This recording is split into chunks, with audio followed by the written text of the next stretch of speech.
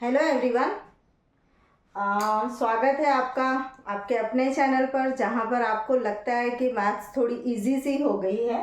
और हम लोगों ने कल चैप्टर 9 स्टार्ट किया था। एप्लीकेशन ट्रिग्नोमेट्री का एप्लीकेशन पोर्शन हम लोगों ने स्टार्ट किया था, जिसमें मैंने आपको कल इंट्रोड्यूस कराया था दो मेन इम्पॉर्टेंट टॉपिक के साथ कि एंगल ऑफ एलिवेशन और एंगल ऑफ डिप्रेशन क्या होते हैं और उनकी इमेज आपके दिमाग में कैसे बननी चाहिए। और उससे रिलेटेड हमने एक क्वेश्चन किया था। अब हम एक्सरसाइज 9.1 में आगे बढ़ते हुए सेकंड क्वेश्चन पर आएंगे। और क्वेश्चन नंबर 2 हमारे पास है, a tree breaks due to storm and the broken part bends so that the top of the tree touches the ground, making an angle 30 degree with it। इसका मतलब क्या है कि एक ट्री है, इस सिनेरियो को आपको इमेजिन करना है। बस एक ट्री है जो बहुत तेज आंधी चलने पर गिर जाता है। अब जब ट्री गिरता है तो कंडीशन दो तरह की हो सकती हैं, या तो वो बीच से ब्रेक हो जाए और या फिर पूरा गिर जाए। तो यहाँ पर जो कंडीशन है वो ये कंडीशन है कि वो ट्री बीच से ब्रेक हुआ है, कहीं से भी, है ना। ज़रूरी नहीं है कि वो सेंटर पॉइंट से ही ब्रेक हुआ है। तो एक ट्री है और ये ट्री टूट कर, सपोज करो इस पॉइंट से ये टूटा और ये टूट कर ये वाला पोर्शन यहाँ पर गिर गया इस ट्री का, ठीक है। और ये जो ग्राउंड को जब टच कर रहा है, ओके, ये ट्री यहाँ पर है और इससे ये जब स्टॉर्म चला बहुत तेज आंधी में, तो ये क्या हुआ, ये ट्री का पोर्शन कुछ टूट गया, टूट कर वो ग्राउंड को टच कर रहा है। अब टच जब कर रहा है तो ये ग्राउंड पर कितने डिग्री का एंगल बना रहा है, यहाँ पर आपको मेंशन है 30 डिग्री का एंगल बना रहा है, ठीक है। ये तो आपने फर्स्ट 2 लाइन से ये इतना क्लियर किया डायग्राम। अब the distance between the foot of the tree to the point where the top touches the ground is 8 metre. अब नेक्स्ट स्टेप क्या कह रहा है कि जो डिस्टेंस है ट्री का, जो फुट है मतलब जहाँ पर उसकी जड़ लगी हुई है वहाँ से, और जहाँ पर ब्रोकन पार्ट टच कर रहा है वहाँ से वहाँ तक की डिस्टेंस कितनी है, 8 मीटर है, ठीक है। अब आपको क्या करना है, अब आपको ट्री की हाइट फाइंड आउट करनी है। What you have to find out, you have to find out height of the tree. Suppose करो ये A, B, C और हम इसको D नाम दे देंगे, ठीक है। अब मैंने इसको D नाम क्यों दिया, देखो पूरा पूरा जो AB है वो AB total height of the tree है और वो उसमें से वो ब्रेक हुआ है, तो AD और DB और DC में डिवाइड हुआ है। इसका मतलब AB बराबर क्या हो जाएगा, जब हम DB और DC को प्लस करेंगे, DB प्लस DC को प्लस करेंगे तो हमें हाइट ऑफ द ट्री मिल जाएगी। अब आपके पास सिर्फ क्या है, एंगल और बेस, ठीक है।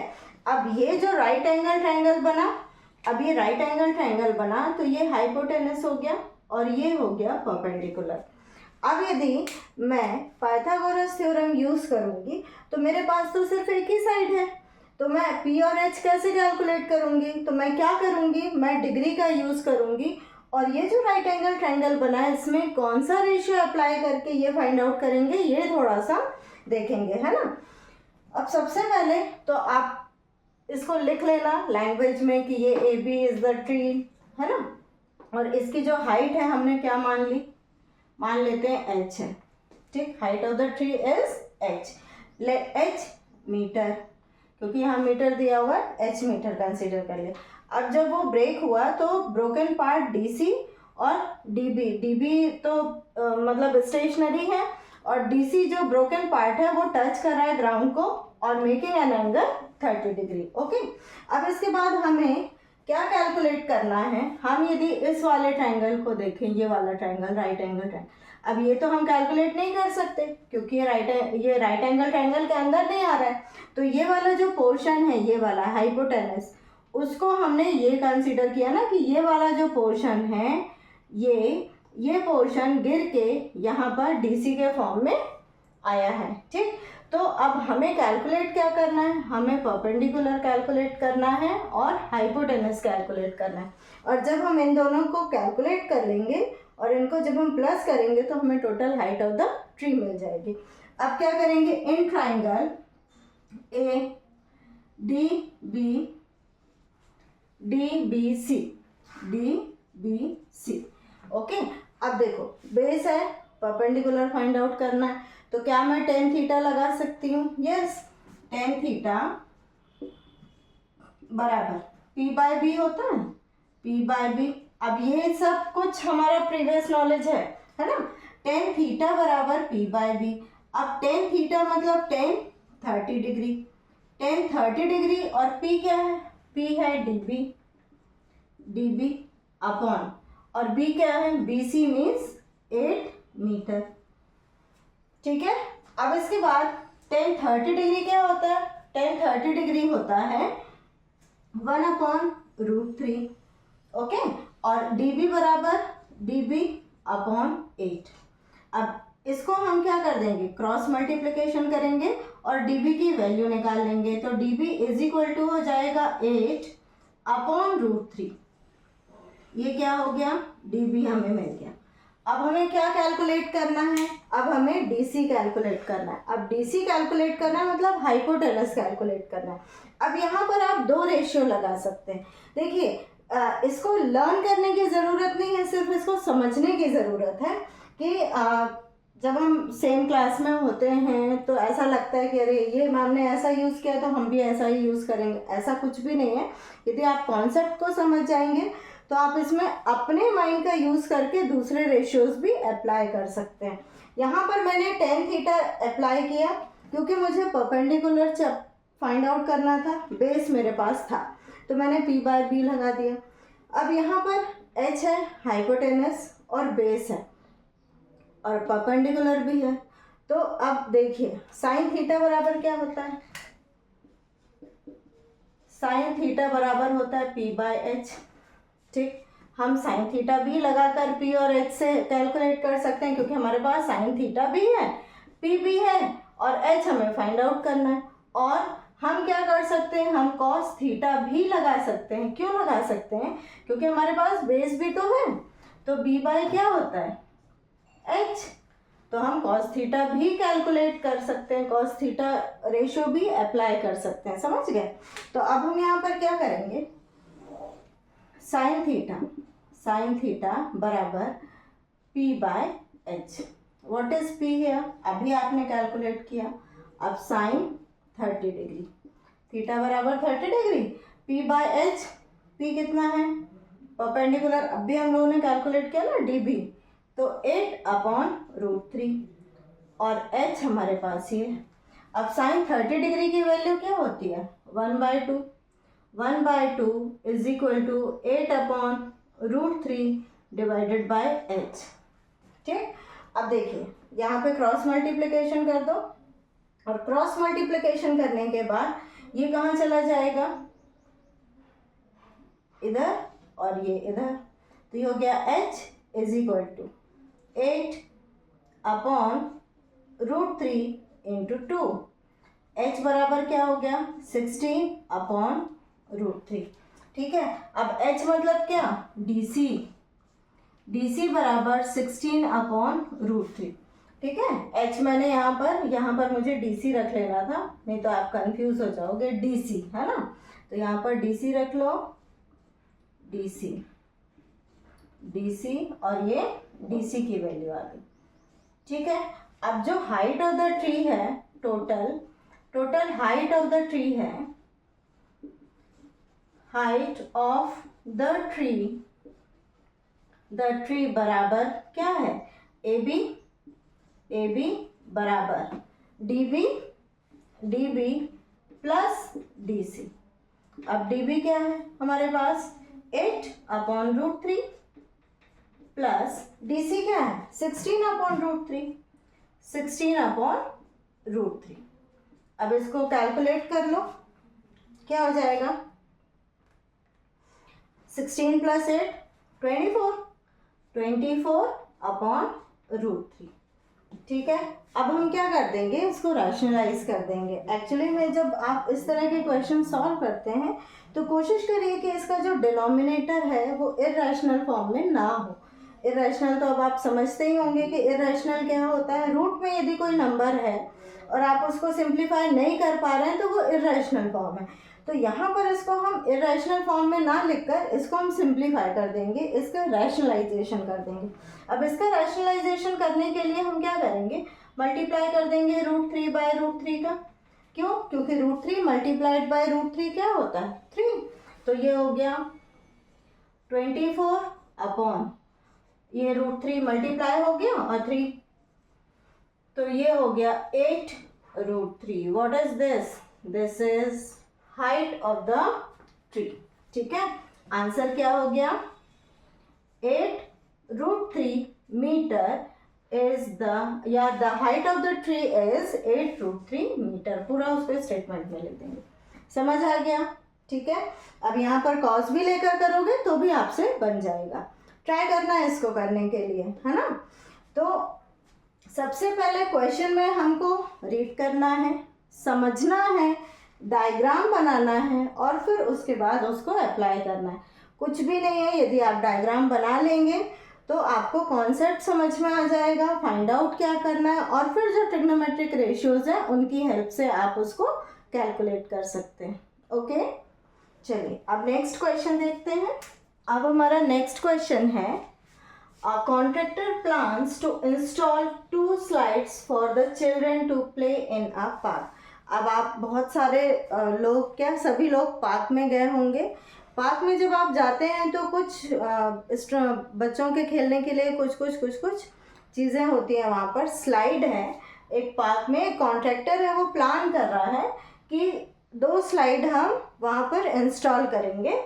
और अलग अलग सिचुएशन है यहाँ पर। कुछ छोटे बच्चों के लिए अलग साइज़ की स्लाइड होती है, आपने देखा होगा, और बड़े बच्चों के लिए अलग साइज़ की स्लाइड होती है। तो यहाँ पर जो कॉन्ट्रैक्टर है वो प्लान कर रहा है कि 5 ईयर्स से जो नीचे हैं उनके लिए जो स्लाइड होगी उसकी हाइट है 1.5 मीटर। हाइट मतलब ऊंचाई, जिससे स्टेयर से चढ़कर जाते हैं। और जो एंगल बना रहा है, जो स्लाइड इस तरह से होती है ना, इस तरह से होती है ना स्लाइड, ऐसा होता है, और ये स्लाइड होती है। तो ये क्या है, हाइट 1.5 ले रहा है वो। और यहाँ पर ये जो एंगल बन रहा है, स्लाइड जब आकर ग्राउंड को टच कर रही है तो वो जो एंगल बन रहा है वो 30 डिग्री का बन रहा है। किसके लिए? 5 ईयर्स से कम के बच्चों के लिए।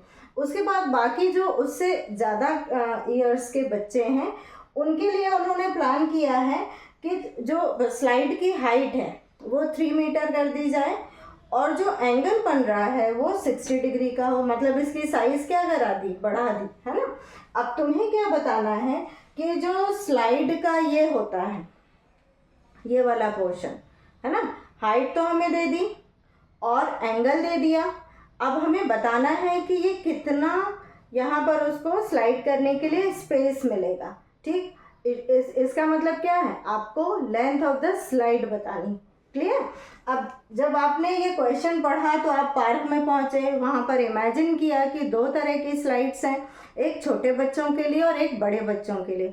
जो छोटे बच्चों की स्लाइड है उसकी हाइट 1.5 है और जो एंगल बना रहा है, जो आके यहाँ से ऐसे टच करता है ग्राउंड, वो 30 डिग्री का है। ठीक, अब हमें क्या फाइंड आउट करना है, हाइपोटेनस, है ना। ये तो दिया हुआ है, हमारे पास ये नहीं है, तो हमें हाइपोटेनस फाइंड आउट करना है। एक राइट एंगल ट्रायंगल की सिचुएशन ये हो गई जिसमें डिग्री 30 डिग्री है और हाइट क्या है 1.5।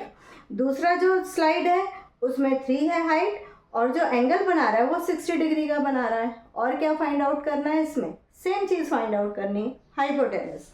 अब हम क्या करेंगे, हम डायग्राम बनाएंगे। पहला डायग्राम इस तरह से बना लो।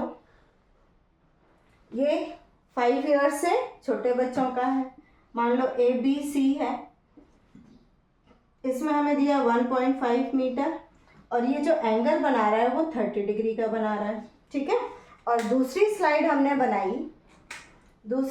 हमने बनाई जिसकी की हाइट हमारे पास है 3 मीटर की और पी क्यू आर दे दो इसको, मतलब पी आर स्लाइड हो गई और इसकी ये जो स्टेयर्स हैं चढ़ने के लिए यहाँ पर, और इसका जो एंगल है वो है 60 डिग्री।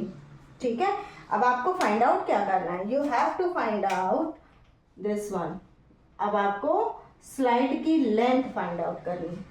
दो डायग्राम बने, ये बिलो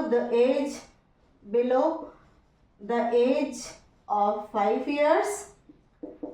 years और ये अबव 5 years। ठीक है, अबव 5 years के लिए। ठीक है, इसको सेपरेटली सॉल्व कर लीजिए और कैलकुलेट कर लीजिए। अब दिमाग में तो ज़रूर चलने लगा होगा आपके कि अब हम क्या करेंगे। बहुत बढ़िया, ये आपको परपेंडिकुलर दिया है, हाइपोटेनस फाइंड आउट करना है। क्या लगा सकते हो, कौन सा रेशियो लगा सकते हो? बेस की ज़रूरत है क्या हमें? बेस की बिल्कुल ज़रूरत नहीं है। हमारे पास रेशियो है ना जिसमें हम परपेंडिकुलर और हाइपोटेनस का यूज़ करते हैं। कौन सा रेशियो है? P/H, that is sine theta. Yes, तो पहला जो सॉल्यूशन है वो आप कैसे करोगे? इन ट्राइंगल ABC लिखने का पूरा आप लिख लेना, क्वेश्चन से ही आपको उठाना है। इट इज गिवन, ये कंसीडर किया है ना। तो इन ट्राइंगल ABC, AB बराबर कितना दिया हुआ है आपको? 1.5। अब देखो साइन 30 डिग्री हम लगाएंगे, sine 30 degree is equal to क्या होता है? Perpendicular upon hypotenuse. अब perpendicular upon hypotenuse, perpendicular means AB, hypotenuse means AC, और साइन 30 मीन्स 1/2। ठीक है, अब AB बराबर कितना दिया हुआ है आपको? 1.5 अपॉन AC 1/2। ठीक, अब AC को यहाँ लेते जाओ, क्रॉस मल्टीप्लिकेशन किया। अब AC को जब आप यहाँ लेकर जाएंगे तो AC into 1, AC is equal to 1.5 into 2 हो गया। अब इसको मल्टीप्लाई कर दो तो क्या हो जाएगा? 15 2 30, तो 3.0 मीटर। तो AC बराबर कितना हो जाएगा? 3 मीटर का उनको लेंथ मिलेगा। क्या करने के लिए? स्लाइड करने के लिए। ये भी कर सकते हो, डेसिमल हटा के अपॉन में 10 लगाओ और फिर उसके बाद उसको कैलकुलेट कर सकते हो। ठीक है, तो ये तुम्हारा क्या हो गया? फर्स्ट स्लाइड की लेंथ आ गई। अब हम दूसरी स्लाइड का लेंथ फाइंड आउट करेंगे। इन ट्राइंगल क्या? PQR। इसको इंडिकेट कर दो बेटा, ये 90 डिग्री है ना, ये 90 डिग्री है और यहाँ पर ये 90 डिग्री, ये 90 डिग्री। क्लियर? अब हम इसको सॉल्व कर लेंगे। In triangle PQR sine 60 degree. Sine 60 degree जल्दी से सोचिए क्या होता है? Sign 60 degree P/H। P क्या है यहाँ पर? PQ, और H क्या है? PR। साइन 60 डिग्री क्या होता है? √3/2। ठीक है, अब इसके बाद √3/2, PQ हमारे पास क्या है? 3 है, 3 अपॉन PR और √3/2। नाउ क्रॉस मल्टीप्लाई कर दीजिए फटाक से, तो PR बराबर 2 इंटू 3 अपॉन √3। ये समझ आया? PR को यहाँ ले गए और इसको यहाँ ले गए। जब हमने इसको यहाँ लिया तो ये रेसिप्रोकल हो गया, 2 ऊपर और √3 नीचे। ठीक, अब इसके बाद PR बराबर 2 3 6 अपॉन √3 करने से बेटर है कि आप इसको 2 इंटू 3 को हम क्या लिख सकते हैं? √3 इंटू √3। क्लास 9th में बहुत बार किया है हमने। √3 ये कैंसिल, तो 2 √3।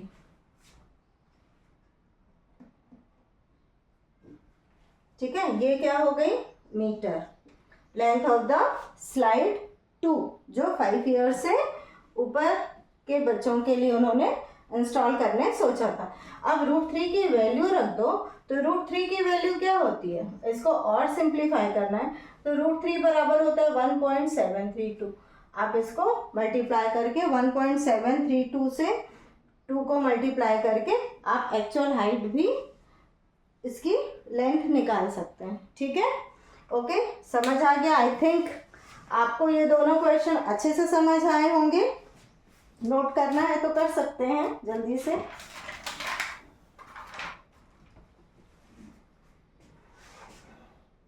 ठीक है, यहाँ पर आप आंसर लिख देंगे। Height length of the slide 1, इसको स्लाइड 1 नाम दे सकते हो, इसको स्लाइड 2 नाम दे सकते हो, या length of the slide below the age of 5 years, है ना, चिल्ड्रन के लिए, for the age of 5 years, below the 5 years children. Height of the length of the slide is 3 metre, और जो अबव है उनका PR मतलब ये √2√3 मीटर।